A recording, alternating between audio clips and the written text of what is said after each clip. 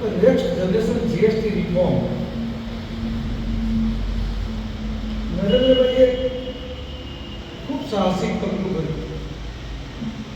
જીએસટીના દરોમાં એટલો મોટો ઘટાડો 4 સ્લેબ હતા, 5, 12, 18, 28 માત્ર 2 સ્લેબ, 5 અને 18, 28માં સીધો ઘટાડો 18%, 10% ઘટાડો. પેપરમાં વાંચ્યું છે કે ખૂબ ગાડીઓ વેચાઈ ગઈ.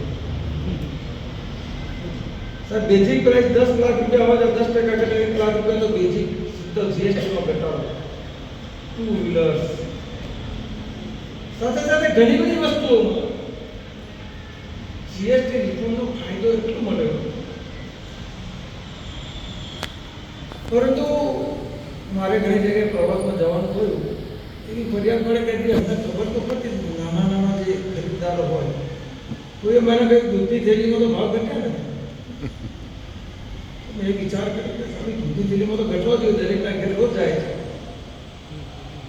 તો મેં પ્રદેશ અધ્યક્ષ અને સહકાર મંત્રી જગદીશભાઈને ફોન કર્યો. જગદીશભાઈ, તમે સહકાર મંત્રી અમે લોકો ભાવ ઘટાડે. એમને તપાસ કરીને મને કહ્યું કે એમાં તો જીએસટી હતો જ નહીં, તો ક્યાંથી ઘટે? પણ આ સિવાય અનેક વસ્તુમાં ઘટ્યા છે અને એની સીધી અસર ગૃહિણીને આપવાની છે, દરેક પરિવારને એની અસર થવાની છે. કોંગ્રેસના મિત્રો કહે કે જીએસટી વધાર્યો તો કેમ, અથવા તો ઘટાડવો પડે કેમ? તો આ બહુ મહત્વનો વિષય છે.